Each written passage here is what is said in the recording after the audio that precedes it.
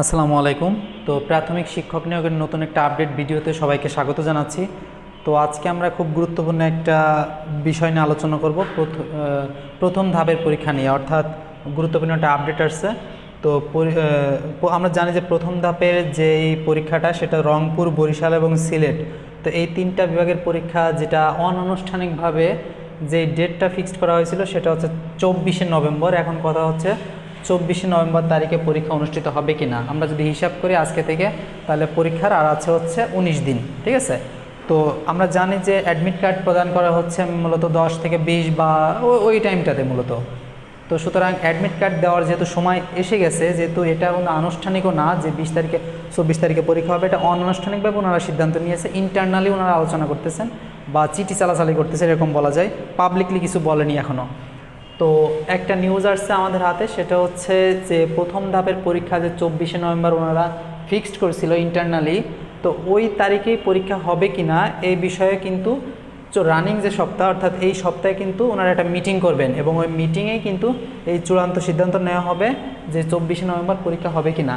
এখন আমার যেটা বিশ্বাস সেটা হচ্ছে এই 24শে নভেম্বরের পরীক্ষাটা, মানে 24শে নভেম্বর পরীক্ষা হওয়ার সম্ভাবনা সবচেয়ে বেশি, বা পরীক্ষা হয়েও যেতে পারে, বলা যাচ্ছে না। কারণ আমরা জানি 24শে নভেম্বর যে শুক্রবার, আর দেশে যে এখন হরতাল অবরোধ চলতেছে, এটা কিন্তু শুক্র এবং শনিবার কিন্তু বন্ধ থাকে।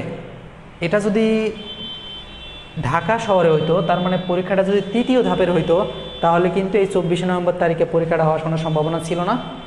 কারণ ঢাকা শহরে শুক্র শনি সব দিনই রাজনৈতিক পরিস্থিতির দিক দিয়ে একটু খারাপ থাকে। সুতরাং যে ঢাকা চট্টগ্রামের যে তৃতীয় বিভাগ, ওই বিভাগে যদি পরীক্ষা হতো তাহলে কিন্তু হওয়ার সম্ভাবনা ছিল না। কিন্তু যেহেতু প্রথম ধাপের পরীক্ষা হচ্ছে রংপুর, বরিশাল, সিলেট, তার মানে এই 24শে নভেম্বর পরীক্ষা হয়ে যাওয়ার সম্ভাবনায় সবচেয়ে বেশি। সুতরাং এখন যেহেতু সময় খুবই কম, তার মানে 24 তারিখে পরীক্ষা, আজকে হচ্ছে 4 তারিখ, 18-19 দিন সময় আছে। সুতরাং এই টাইমটাতে আপনারা যেহেতু পরীক্ষা হবেই, এটা ধরেই কিন্তু পড়াশোনা শুরু করেন। যদি না হয় তাহলে তো ভালো, কারণ আর একটু কিছুদিন সময় বেশি পাবেন, আর বেশি পাওয়া মানে অনেক বেশি পেয়ে যাবেন। কিন্তু যদি হয়ে যায় তার মানে সময় তো খুবই কম। সুতরাং এই টাইমটা আপনারা বিশেষ করে যে প্রশ্ন ব্যাংকগুলি আছে সেই প্রশ্ন ব্যাংকগুলি সলভ করেন, এবং যে সিলেবাসের আপনারা যে প্রাইমারি যে সিলেবাস, সেই সিলেবাসের যে মেন টপিকগুলো যেখান থেকে বারংবার প্রশ্ন আসেই, অর্থাৎ যেই টপিক থেকে প্রশ্ন না হলে ওই প্রশ্নই হয় না, এরকমটা যদি বলি, ওই ওই ওই সমস্ত টপিকগুলো এখন শেষ মুহূর্তে কভার করেন। তো আশা করি ভালো কিছু হবে ইনশাল্লাহ।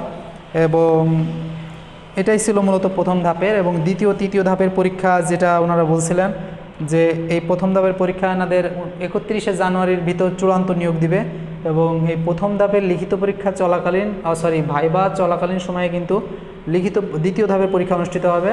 তো ওনারা ওইটা বলছিলেন, এখন দেখা যায় কতদূর কী হয়। এবং দ্বিতীয় ধাপের লিখিত চলাকালীন কিন্তু তৃতীয় ধাপের পরীক্ষা হবে, এবং এই তিনটা ধাপের পরীক্ষা কিন্তু নভেম্বর, জানুয়ারি, মার্চ, এপ্রিলের দিকে শেষ করার চিন্তা ভাবনা। এখন দেখা যায় ওনারা কতদূর কী করতে পারে দেশের এই পরিস্থিতিতে।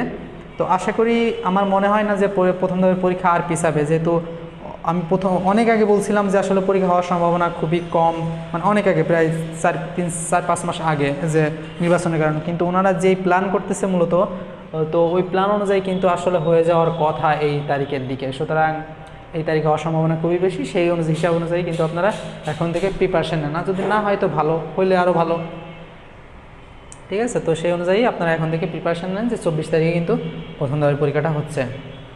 তো এটাই ছিল মূলত এই প্রাইমারি সহকারী শিক্ষক নিয়োগের প্রথম ধাপের আপডেট। তো চাকরি সংক্রান্ত সকল আপডেট পেতে অবশ্যই আমাদের চ্যানেলের সাথে থাকবেন। আরেকটা কথা, সেটা হচ্ছে আপনারা জানেন যে এই 18তম শিক্ষক নিবন্ধনে কিন্তু সার্কুলার দিয়েছে। তো আমাদের প্রাইমারির যে সকল আপডেট সাথে যেহেতু 18তম শিক্ষক নিবন্ধনে সার্কুলার দিয়েছে, তো ওইটারও কিন্তু সমস্ত কিছু কিন্তু আমাদের চ্যানেলে পেয়ে যাবেন, প্রস্তুতি সহ, ঠিক আছে। তো অবশ্যই আমাদের চ্যানেলের সাথেই থাকবেন, এবং আমাদের যে একটা ফেসবুক পেজ এবং গ্রুপ আছে 0 পয়েন্ট নামে, সেটার লিঙ্ক আমি ডিসক্রিপশন বক্সে দিয়ে দিব।